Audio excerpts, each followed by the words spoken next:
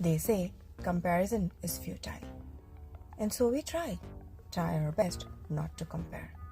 And yet we can't help but compare. What is it with this comparison that feels like we've come into a prison of some sorts? What is it with this comparison that feels like a pressure of some sorts?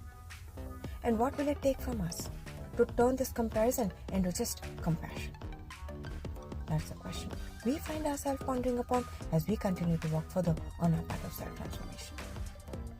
Which is where we begin to understand that even though we all try our best not to compare ourselves with others, but eventually we all realize that the basis of this comparison is in itself faulty. We have no trouble comparing our yester-self with our present self, or our present one to our ideal self. But the basis of that is justified enough. And that is where we finally understand. So long as we live in duality, comparison will happen automatically. Yesterday I was that, today I am this.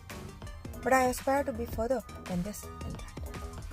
And hence, so long as I don't reach there, this comparison will continue automatically. And this is where we must understand that if we aren't busy comparing ourselves with others, then we are automatically doing it with our own self. The subject-object of comparison can be whatever, whoever, so long as the mind gets to compare. And this is where we must realize comparing has become our nature, whether conscious or unconscious.